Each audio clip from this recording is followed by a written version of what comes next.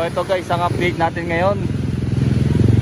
Bahang-baha na dito sa Reyna Regente, papuntang Recto Abad Santos.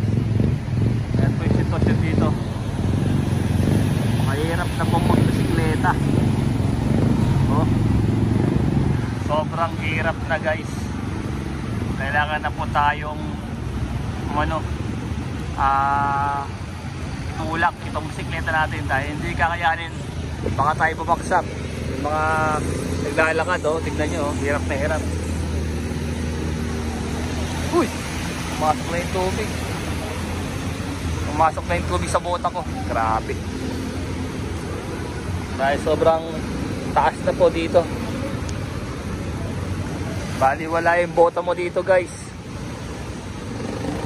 Talagang papasukin nyo yung tubig. Lagpas na tingnan nyo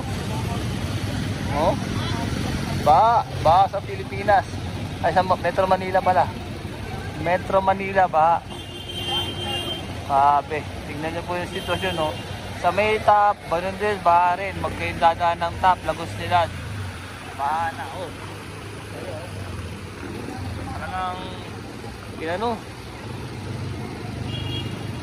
Talagang tama ka lang ng baha. Wala. Talagang papasukin ng tubig yung yung bota mo.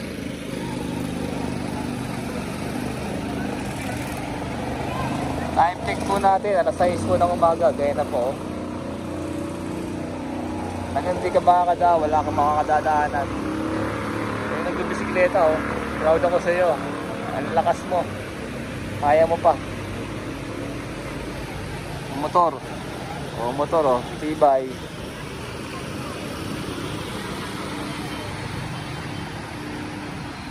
Gusto ko sana pumunta doon, kaso nga lang mahihirapan ako. Talagang mahirap dumaan. Dadaan tayo sa may footbridge. Video natin. Tingnan natin kung kaya. Pero doon naman sa may Soler, wala namang baha, Itignan yung Soler, tsaka yung Recto papasok doon, wala namang baha. Dito lang talaga sa bahain. May motor Parang jet ski, Yung kinakaya ng mga motor, matataas yung motor mo, wag lang lowered. Doon ka masisira. Masisiraan ng motor. Yan po yung update dito ngayon. Ayan, may motor pa ayan, mga motor para mo nasa jet ski yung mga motor nila NMAX, Click, pwede pa dito. Yan. Mayroon ka nga yung maliliit, wala na, hindi nakakayanin. Kailangan dito mataas yung tambucho mo.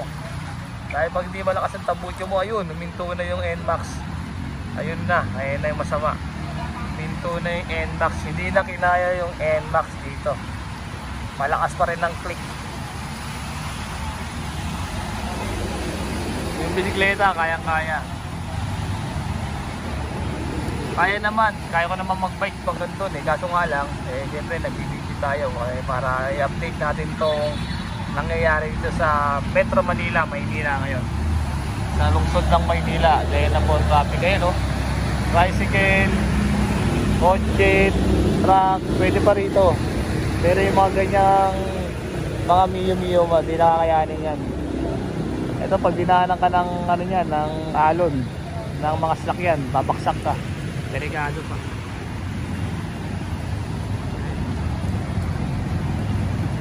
Yung update natin dito sa Reyna Regente guys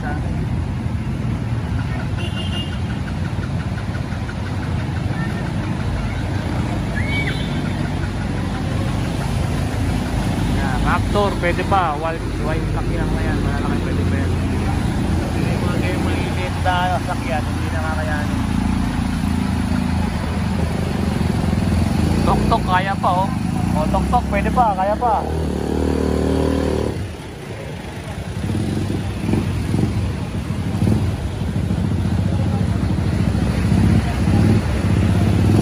Yan nga, baka nga dito sa may Reyna Regente, puntang Recto, baha, ngani. Kaya huwag kayong dadaan ditong mga ngani. Mga nganib kayo dito. Delikado. Dito lang sa may Soler, walang baha. Pero dun sa may Recto, Reyna Regente, ngani, baha. Huwag kayong dadaan doon. Delikado ngani. Nganganib kayo doon guys. Ay rekto, ito maluwag-luwag pa. Ay, yung mga magbabalak pumasok, wag na kayong pumasok dahil wala kayong madadaanan na safe na lugar. Sabi nga nila doon sa may sa may lugar na Isitan, di ba may doon? Baha, lubog.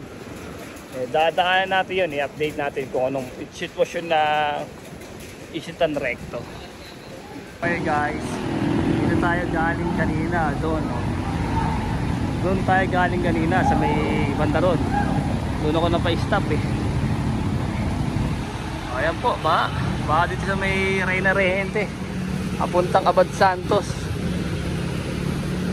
Ayan po yung sitwasyon dito ngayon.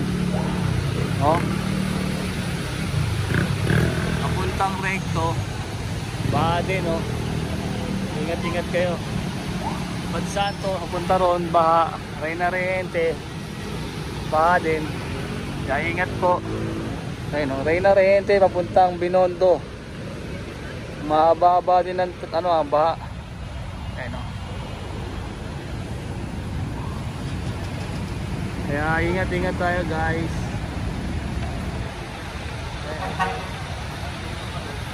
Papuntang Recto, Isitan, hanggang doon, baha. Ingat kayo guys. Dito naman sa puntang Recto, pa Asunsyon, kaya wala naman pong baha. Kaya maganda po dumaan dito. Safe kayo. Kung kayo dadaan, safe, walang baha. Huwag na kayong dadaan ng Abad Santos at saka Recto, papuntang Isitan. Sa Binondo, Reyna Rehente, baha. Yan. Ito yung sitwasyon ngayon. Today 6:30 na po ng umaga. Yan po yung sitwasyon ngayon, Bahang baha. Ayan, medyo kayo na wala nang ulan. May umaambon na naman po ulit. Ito po yung update natin na napakatindi ng permission na ginawa ng pag-ulan. Wala tayong magagawa, panahon yan, tag-ulan na po. Kaya doble ingat, pagdala po ng payong at saka kapote, bota kung kinakailangan dahil sa baha. Tapos sa mga may sugat dyan, wag na kayong sumulong dahil pag yan hihinang daga, leptospirosis ang inyong sa magiging sakit dyan. Madadali kayo nyan, delikado yun, hihinang daga. Kaya wag na kayo sumulong sa baha kung sakaling may sugat ang inyong mga paa. Dadalihin yan. Ingat-ingat kayo. Buti na lang, nagalos kagad ang ating butihing Yorme Isko Moreno na walang pasok ang mga estudyante. Manatili na lang po sa bahay. May online class, doon na po kayo tumutok sa pag-aaral. Huwag niyong pabayaan ang iyong pag-aaral. Sabi ng ating Yorme Isko Moreno, kagabi ay nagpunta po siya sa CAP. In-inspection po niya yung mga drainage, mga malaking manhole. Binuksan po, pinabuksan po sa engineering. Dumating po yung mga engineering natin, masisipag. Engineer Andres, Sir Kenneth Amorao, engineer, mga lahat ng engineer doon, Sir Director Kenneth Amorao, dumating po. Mga truck po ng GPS, dumating po lahat, natong po. At saka yung mga MTPB po natin, si Director Dennis Biaye, dumating din po, natong din po kasama ng ating puting Yorme, sama-sama tulong-tulong para sa kabutihan ng Maynila, para hindi na po ito magdulot ng ganitong baha katulad ng Recto. Inayos na po, di ba? Kaya sana ingat-ingat tayo. Huwag tayong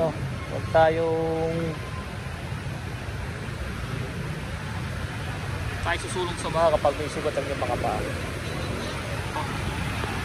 Abot na naman guys. Ingat-ingat tayo sa biyahe. Punta tayo sa may Isitan Recto. Update po natin yung araw na to.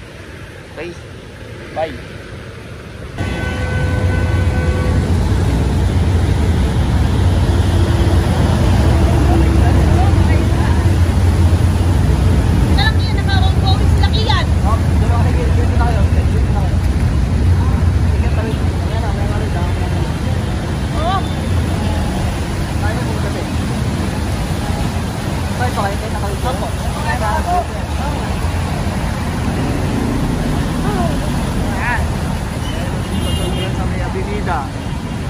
Oh.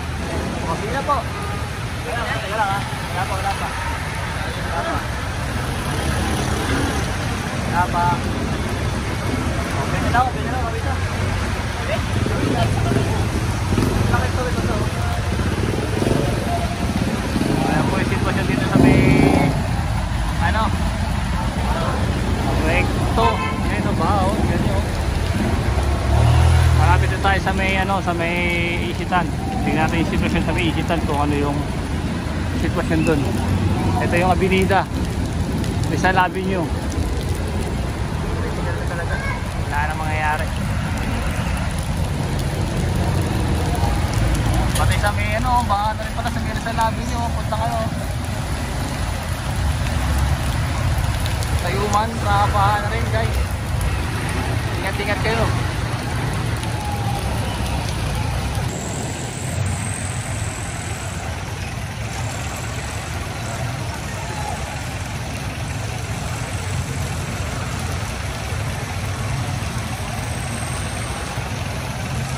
Sa may Isitan medyo walang ba natin yung yung underpass underground ba. Ito po yung sitwasyon ngayon, wala pong baha kaya maaari ko kayong dumaan dito.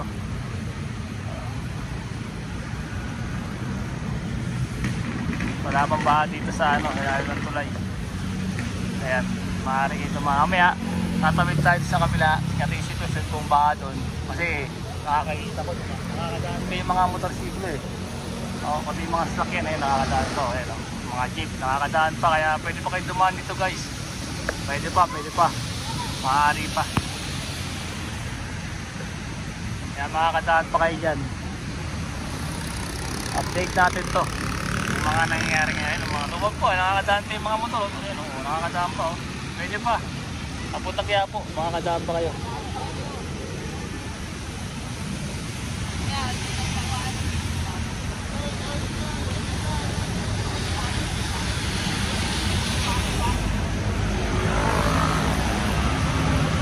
Ayan po ayun na, nakatawid tayo doon sinilid din natin.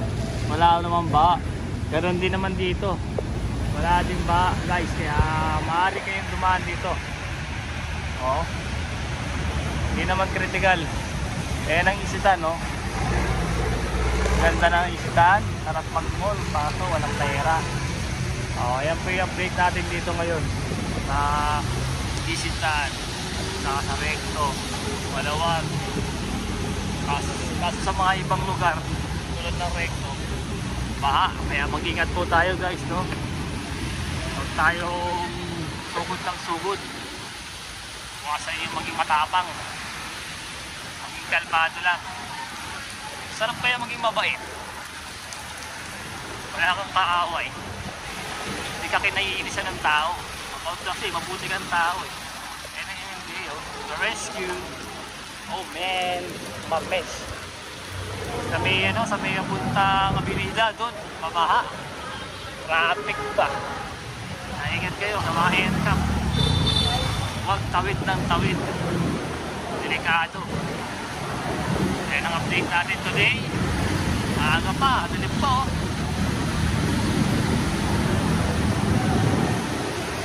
Delikado. Mga nasa field, mag-ingat po tayo dahil delikado po ang sitwasyon ngayon. Roketa, daanan tayo Roketa. Tingnan natin kung baba o hindi. Minito, tao ba wala, ayun ka na lang tayo.